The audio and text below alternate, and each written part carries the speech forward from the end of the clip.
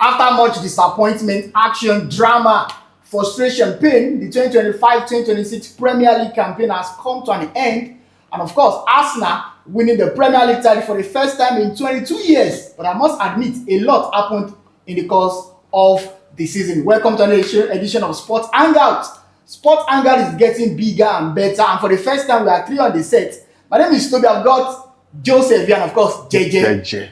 Let's start. Okay, let me start with Joseph. Let's start with the Premier League title contestant. I mean, Arsenal and Manchester City for a long period of the season, they challenged for the title. So I want to ask you, Joseph, what defining moment went for Arsenal in the title race? Well, Toby, a lot of defining moments, no doubt about it. I think for the first time in the last 3 seasons that we've seen Arsenal come second place, we saw more of resilience from this team. And of course, they were able to see out matches. Even if a lot of people, a lot of fans, some pundits have attributed Arsenal to be boring FC, set piece FC, master of PG Mall FC. PG.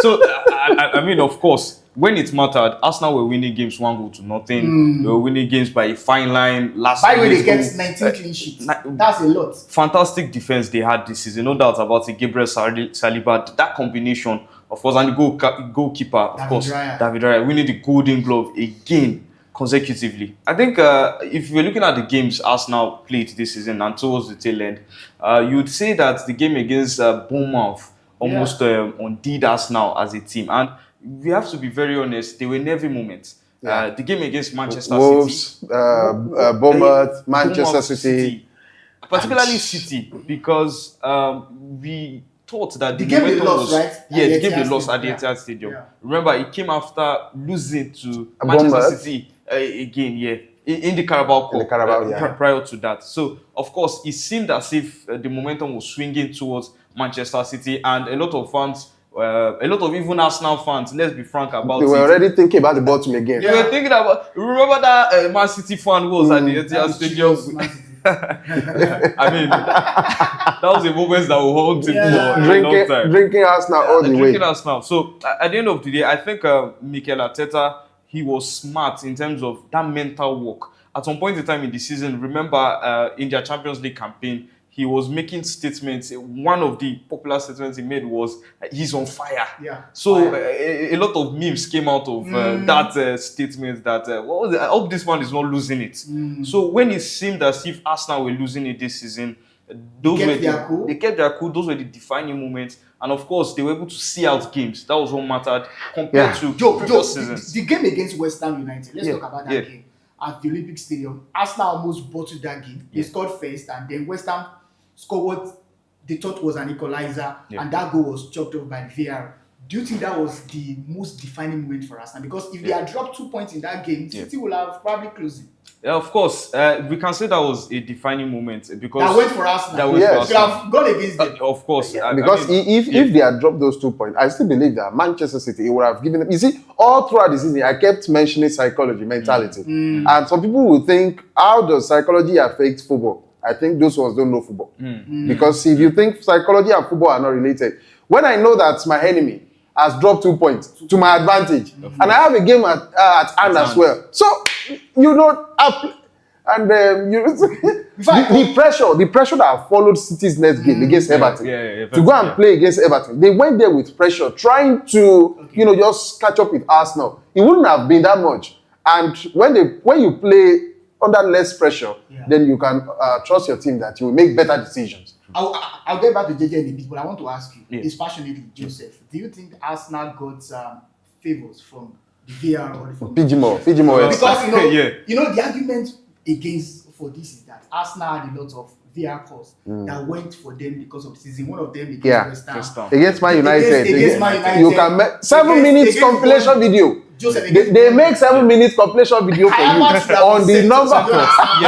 Do you think that played a part in Arsenal winning the title? Well, I think we have to be frank. In a way, Arsenal got lucky, right? They got lucky. In a way, I think winning the league in a 38-game season you need a bit of luck. Yeah, Of course, I agree with you. Exactly. I agree with you. You always need a bit of luck. A bit of luck. There's no way. Of course. Because you always if you are the one winning the league, others will always find They will always find that an you are lucky excuse. with ref. Of They used to say that under Ferguson with Man Ferguson. United. Ferguson. Howard Webb has given penalty. He has given. and it seemed as if some referees were on the payroll of Sir Alex Ferguson. Some people would say Yes, that because of how games were seen some now. people said they were afraid of Sir Alex Ferguson. They were scared of him. Yeah. What is? It's just a manager. It's just a man. And I think for the first time for Arsenal Football Club, I mean, as an institution, I think a lot of things went into them winning. Yes, the league. yes. Of course, They got a lot of the things right. mentality, resilience, Exactly. and of course they had They multiple had games. character too Yeah. in that dressing room. Character, They had of course. leaders. Yeah. So I mean, in the Carabao Cup, remember they were ousted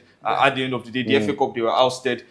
And towards the tail end of the season, they were losing it. Let's be frank. Yeah. The team was under a crazy amount of pressure. Yes. But Arteta, I think finally he was able to understand how this. Remember in the Champions League, at some point, Zubimendi was benched when it seemed as if he was being found out by other opponents. And we saw how Miles Lewis Kelly, the youngster, came into the midfield and he was able to settle things. Okay. So those were defining moments. I think Arteta was smarter than previous seasons this time. All right.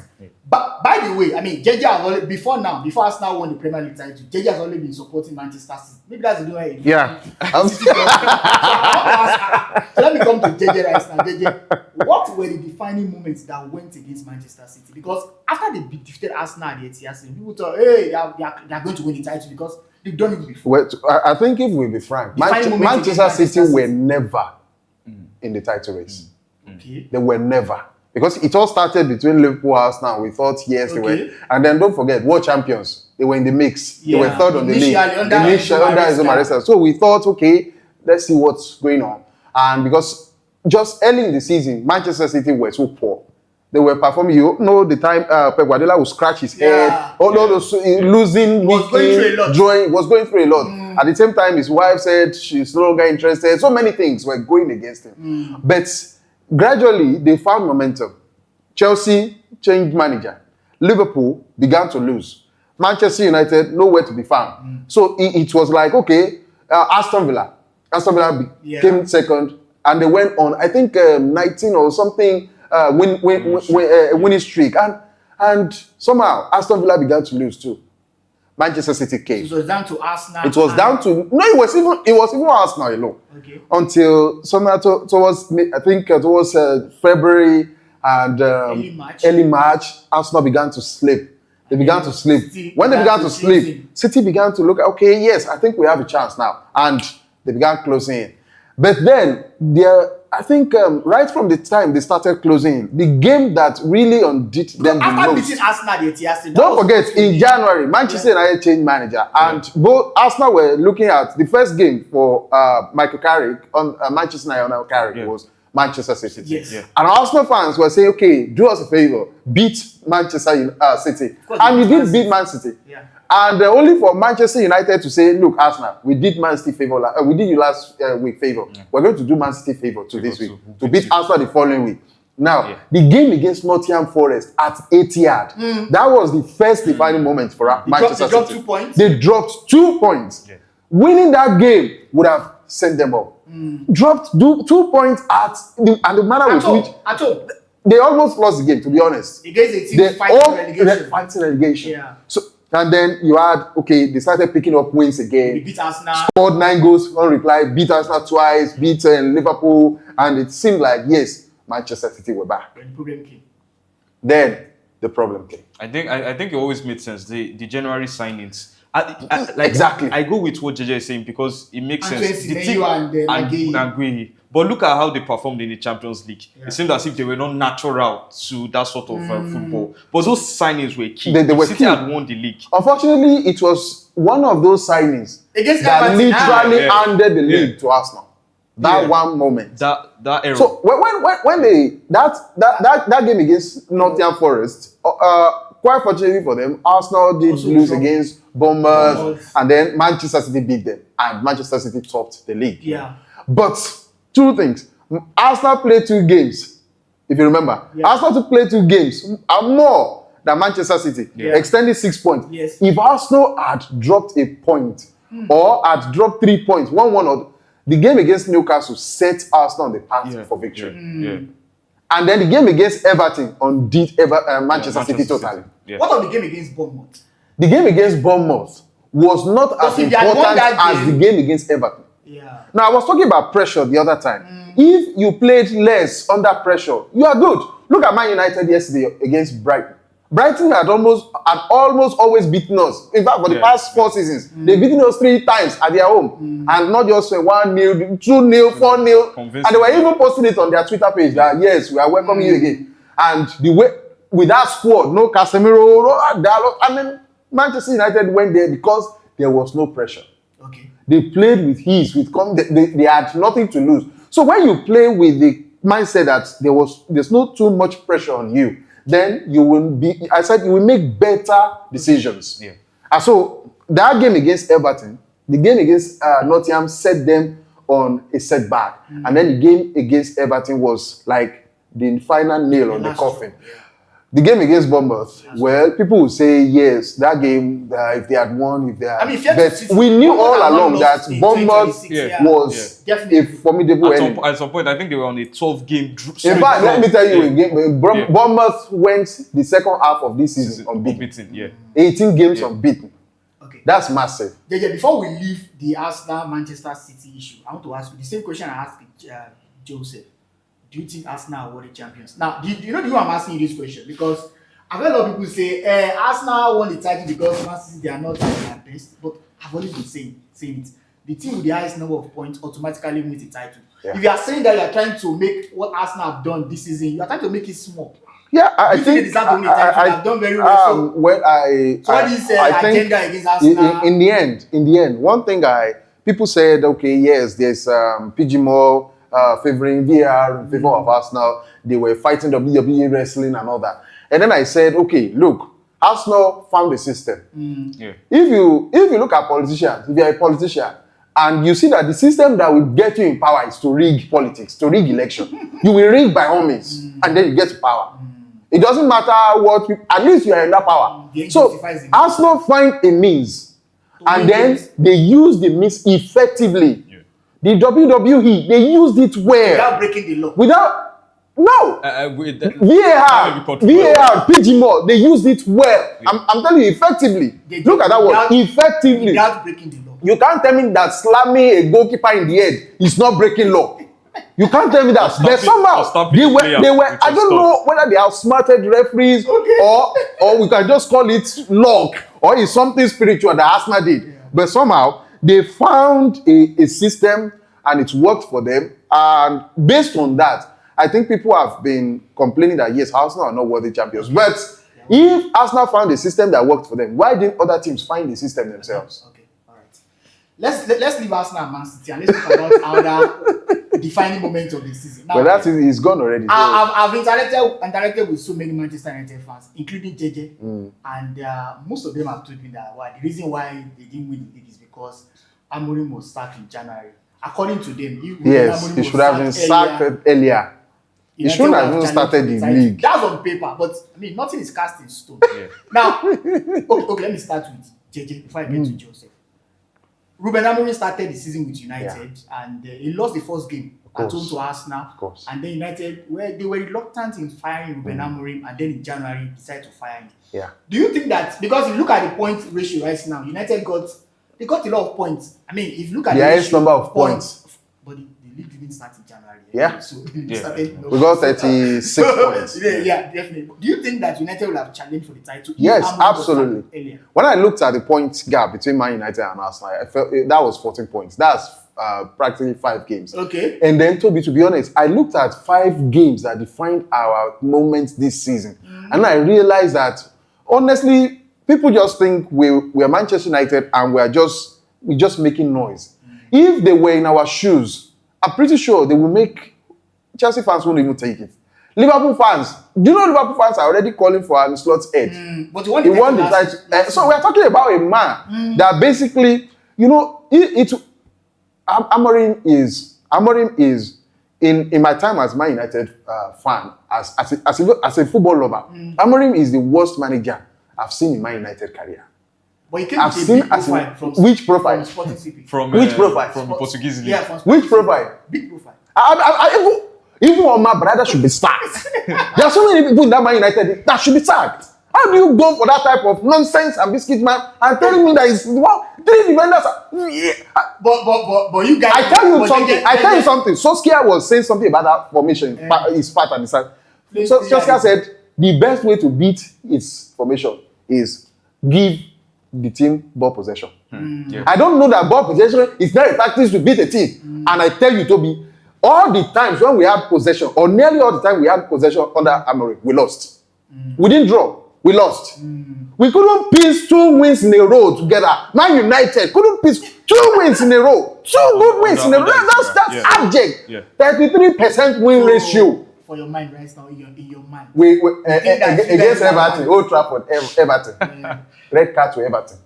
First half. Early first half. Everton still won. Everton still won. Shocking results. Yeah. Bournemouth. Practically 4-4. good to go. 4-4. Bournemouth still came back. Burnley, done and dusted. Burnley still came back. No, look at those games. 3-2-2. That's how many points? But that's 9 points already. To be fair to Amorim defeated Liverpool away from home. You are not saying that. Okay, you won Liverpool now. Lose to Arsenal at home and then go to beat Liverpool. That's Liverpool, that's another disease team. Of course. Let me come to Joseph. Yeah. It's easier said than done. I mean, United fans, they like to calculate the points on paper, but it's not like that in the Premier League.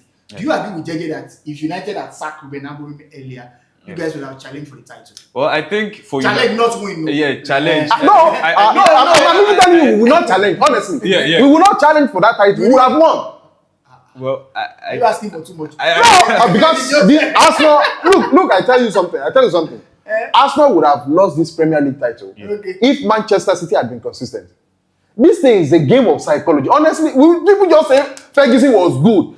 Look at the team Ferguson won the Premier League last week. You are talking about Cleverly, you're talking about Smalling, Johnny Evans, and all these people. It's not because this team were good. This team was so poor, but they won the league. How? It's psychology. Do you agree with JJ? Well, I think I may drift a little. Okay. I think for Manchester United, looking at the team we fielded this season, of course, we had signings that boosted the squad, no doubt about it. The one JJ called Sesko. Sheshko, Mbeumo, Kunya. I think those three up front. Look at the number of goals that guy scored on that Carrick. So, of course, these guys, the fact that they were used better under Carrick, they were major upgrades over the likes of Sancho, Garnacho. Fernandes did not get a single assist until the 8th game of the season. 8th game of the season. It was that bad. And he got 21. Look how many he got under Michael Carrick. So, of course, looking at it in using Fernandes as a central midfielder. That's why I said Bernardo should be sacked. But in fact, the thing is, let's sell the whole of Man United. They should sell we fans, all fans, sell everything and start buying us. Because I don't think they can get a decision right. Let's just So I mean, looking at United this season, for Ruben Amorim, a lot of wrongs were made. Particularly, why would you have a certain Kobe Mino? He wasn't starting games. Look how good that. The guy was playing like Pello and Iniesta and Seedorf yesterday. Yeah, he had almost all through the second half of this season. It was always obvious that this guy had something in him. Yeah. But the tactics of Ruben Amorim was always going to be found out. He's using Jack Fletcher. Jack Fletcher. Remember, at some point, Luke Shaw was playing as a centre back in a three-man. In a back three. So of course, a lot of things went wrong. I mean, Lamens a lot of United fans were unsure about Lamens. But of course, under the Carrick era, he was able to not just motivate. I personally miss Onana. You will miss him. You use Onana. Yeah, you need a second choice goalkeeper. So he plays for Trabzonspor and he's shining. I miss Onana. Did you know how tough he was? Remember, Onana was the goalkeeper in the finals, Inter Milan, Manchester City. Yeah, 2023. I think so far for Onana, he had the covering of the defense line. Yeah. Inter Milan had one of the best defense in the Italian Serie A. They are a defensive team. But when you come to United and you have the struggles, we had Maguire issues. Then you remember at some point he was criticized in front of the media. So of course, if you put all these things aggregate together, I think United would have been outside challengers I don't think we would have outrightly gone for the league. Remember, Like, see, I think the squad Joseph depth. is more objective than JJ. No, there's no way we are going to. There's no way we can be Both of on you the are same. Man United fans. Yes, It's more realistic. Two truths. what he Two sees truths is can different from coexist. what I see. Yes. I think if you're looking at the squad, Arsenal had that defensive reinforcement. Yeah. Arsenal had the squad depth. Manchester City had the squad depth. I think of these two clubs, United would have been outside challengers. Yeah. No doubt about it. Yeah. Maybe United would have still ended in that third position. Look, I Even if understand at if best- he's saying that Yeah. we would have been because of squad depth and all that, but I still maintain that the season we last won the Premier League, Manchester City had better squad. Okay. Arsenal had better squad. Liverpool had better squad depth. Yeah. We had cleverly. We had yeah. Smalling. Anderson. We had you look at these players that we had, and the only people I can say we had in that team was Rooney and Van Persie. Yeah. Okay. Yeah. Okay, let's leave United. Let's talk about the world champions. I don't like. So next season I is don't call them. is I don't like to what call do you- them. Project What do you- 27 now. What do you- What do you mean world champions? They are world champions. Okay. They call themselves.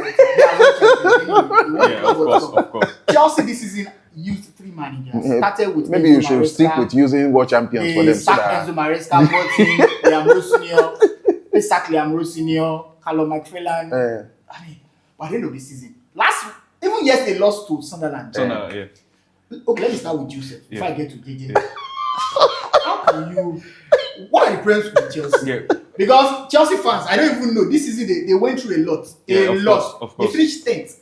They got a lot of red cards, a lot of negative. beating heavy out of Champions League. happened to Chelsea. Joseph, what went wrong with Chelsea? Well, we look at a lot of things. For instance, Malangsar in the Champions League, what was he doing against Paris Saint-Germain? So there were a lot of moments for Chelsea, and I always say Malangsar. this season, what was the difference between Chelsea and Tottenham? Tottenham also had a roller coaster managerial change. What was the difference between Chelsea and West Ham? They also had a managerial roller coaster. West Ham could not survive it. Tottenham were lucky. They got De Zerbi and was able to put things together. But I mean, one of their defining moments, he got Tudor. What a run he had in the Premier League. Absolute But shambles. I think That guy I did not think enjoy any new manager bands. he did not. I think for Chelsea, if you're looking at the managers that came, particularly Liam Rosenio, he came with the CV, he came with the expectation from Strasbourg. Remember, Chelsea are the parents club of Strasbourg, owned by Blue Co. Yeah. And of course, if you're looking at how we went for Liam Rosenio, I think in the French League, he was doing fine. Yeah. But he didn't have the caliber to manage. Remember, these players actually really came out to the media. I mean, indicating that they had no respect for the coach at the end of the day. Because, I mean, at best, what did he achieve? Before, I think he coached at, he was the assistant coach under Wayne Rooney, Yeah. right there in the championship. And So, that's coaching guy Wayne Rooney. a lot of Chelsea fans were even saying at some point that he's a Man U fan by heart. But he came to disrupt Chelsea's season. Look at the array of stars. Enzo Fernandez, who came into the club with expectations. Cole Palmer from Manchester City. Look how these guys have played this season. Remember, Cole Palmer at some point was the young best player in the Premier League. Looking at how the season went, Chelsea this year, Very hot 2026, player. Yeah. they were just in shambles. So I think at the end of the day, for Chelsea Football Club, a lot of undoings, and he has to go back to the hierarchy of the club. Yeah. If he was They under, made some terrible if decisions. it was under the Terrible. Abramovich era, these things would not be happening. Would you sign Garnacho? Would you sign Jamie Bino Gittins? Garnacho. Look You at- guys, look at United these- fans. look you at these guys, players. You sold nonsense to Chelsea. I'm No, talking no. about Garnacho. Well, They collected 40 million pounds. Remember Garnacho? Well, we was, told Chelsea Garnacho was that there's a understudying player that would have unlocked Garnacho's potential. Yeah. Diogo Dalot. Come on, Dalot. say buy me Diogo Dalot. You will get the best Get of the best. Garnacho. I mean, Chelsea fans are always saying they sold Messi man to you guys. So It's it for that. Okay, let's talk about Liverpool. I mean, they won the title last season, but remember they won their first 5 Premier League games, and we thought that they were going to win it again this season. And they also spent a lot of money before the start of the season. Alexander Isak, Florian Wirtz, Frimpong, many players joined Liverpool, but they finished 4th or 5th at the end of the season. How disappointing is this one for Liverpool? Yeah, if you look at how they were winning those games too. Yeah. I mean, they were Late winners. Yeah. Yeah. so they weren't convincing to start with, and I think the players they signed. You know, I understand why. You look at a team that you have a set pattern. I think they recruit on the type of philosophy they play. They look at players that fit the profile of their system. And I think I don't think is it Florian Wirtz. Does Florian Wirtz fit the system of Liverpool. That guy cost a lot of money. You only cost a lot of money. Does Frimpong, does he fit? Frimpong is a right wing back. It's not a right back. How can you replace Trent Alexander with Frimpong? He's never they're never on the same level. And then you have the only signing Liverpool made this season that really worked for them is Hugo Ekitike. That's the only guy that got injured. Even Isak, that was a Premier League proven player. Outside condemned. So I think those things worked against them this season, and they were so exposed. They lacked identity, and it was easy. They were easy to play against, and they couldn't string wins together. And then you look even at the midfield, it was like more or less McAllister and Gravenberch. Who is the defensive midfielder? Who could really cover up for the back? So the midfield was almost porous as the back. And you look at the back is you can forget that there's something at the back at all. Coupled with the fact that every department they had problem. Goalkeeping, the only department that even the left back, that's Keke's guy. That guy cannot. The caliber of and he's a Premier League and the Robertson, you know this. It tells you that sometimes a player can be, but when they get to another place, they can. That's why I say you have to look at the style, the profile of players. They just sign it because he can run. I think that's why. It just reminds me of this all-time quote by Jose Mourinho. He said, I think it was also Dele Alli when he was at Tottenham. Exactly. He said, for players, you check where they play, how they play, if they play. So for some players, they may be shining at Everton or Ipswich. Look at what happened with Liam. Yes, Liam Delap. Just 30 million pounds down the drain. Okay, just let's talk about Tottenham Hotspur. Yeah. I'm very sure they will be so excited. But for a team that won the Europa League last season, now back to back now, Spurs has finished 16th, 17th. Next season, 18th. Maybe they will be Tottenham. They started with Thomas Frank. Came with from Brentford, big profile. They sacked him, brought in Gutudo, and they had to sack him again because they were looking at relegation. The was looking at them. The was challenging them. They were challenging relegation. They had to take their decision to find. Tell me, what do you think went wrong? The relegation was offering them coffee. The club itself, the way things were being. Remember, the chairman.